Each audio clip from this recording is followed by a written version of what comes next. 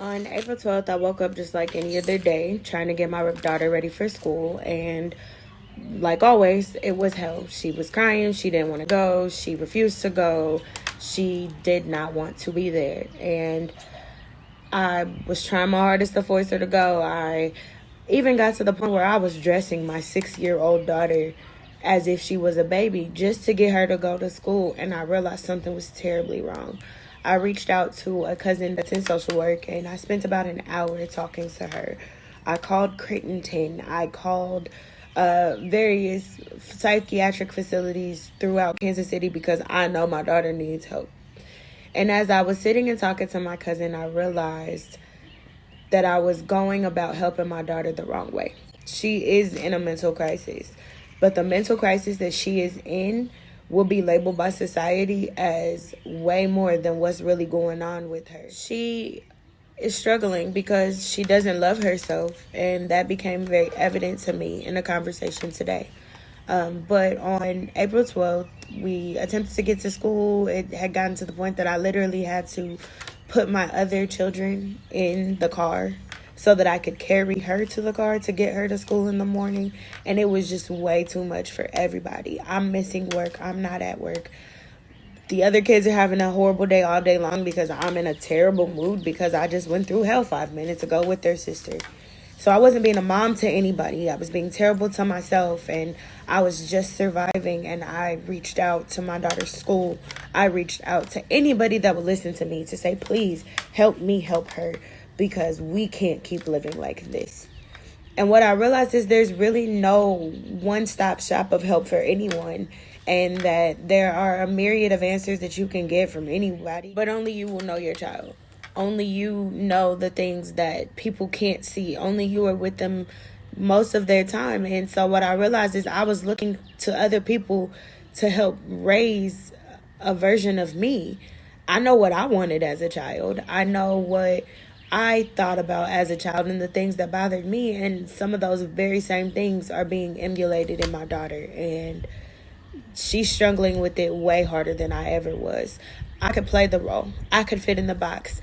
I could be next to the jocks. I could be next to the nerds. I could have a conversation with anyone, but at the end of the day, I still came home feeling empty because nobody was really my friend. Nobody was like me. I was always by myself. And my daughter's going through that same thing and is now finding herself doing things just to try to fit in. I'm done putting my daughter in a box. Although school is a non-negotiable, the way that we do things and the way that we approach school, if Corona didn't tell us that we can do it differently, nothing did. And what I think is the problem with the public school system right now is that gifted children are sitting in classrooms bored and afraid because they know they're different. They feel like everybody else knows I'm different and I just want to be like everybody else. Let's change that narrative. Let's tell our kids it's okay to be different, because I remember even in 1999 when I was a child thinking, man, it sucks being different. I hate it here. Why did I have to be different than everybody else? Why do I have to be smart?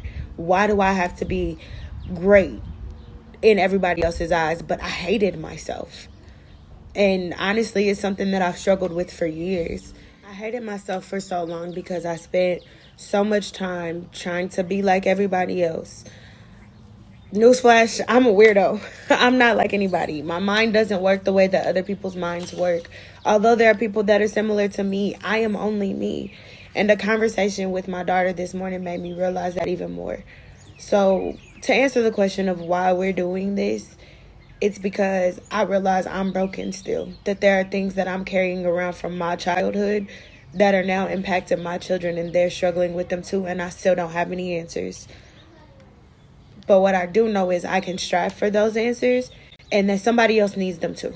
So buckle up. I'll give you everything that I find along the way, some tips, some tricks, some fun. And I'm honestly just going to make you think, because nobody knows what works for you but you. I'll ask you questions. I'll take your comments. For that person who's sitting in the room who looks around and you look and you see nobody looks like me, nobody talks like me, nobody walks like me, nobody is like me. You're right. They're not like you. And that's what makes you special. That's what makes you different, and that is what you need to embrace and stop running from so hard so that you can get to the next level. It's not easy. There are days when I still hate myself. There are days when I still wake up and I'm like, oh my God, I look terrible. Oh my God, I feel horrible. It's not all peaches. It's not all rainbows and glitter sparkles. Life sucks. That's kind of how it goes. But I'm no longer searching for happiness. I'm searching for peace. If you are looking for someone who's going to sugarcoat things, turn this off now. If you're looking for someone who's going to give you fake emotion, you can stop watching too. If you're looking for someone who is going to hide the things that hurt, you're still in the wrong place. But if you're looking for someone who is willing to open up and share and be uncomfortable for a little while, then keep watching. All I'm going to ask you is to ask yourself those important questions. All I'm going to ask you is to get the conversation going, because we are all dying slowly because we are killing ourselves by not training our brains to be okay. We don't even know what okay is. We've never been okay because our society is not created for us to be okay.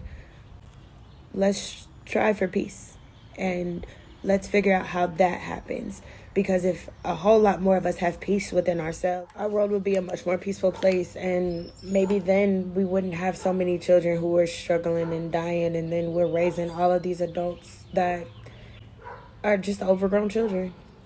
Okay, that was fun. About 6 minutes telling you just a little bit about Brittney, a little bit about what I go through, a little about who I am. But that's only the beginning. If you liked anything that you heard, if you ask yourself a question during this video, please comment your question. I want to know what you're asking yourself so that I can ask myself those same questions. I will challenge you to help me through this journey by telling me the questions I should be asking myself, because your questions will make me ask questions. So help me, help you, help us. Let's do this together. And please feel free to like, comment, subscribe, follow us on all social media avenues.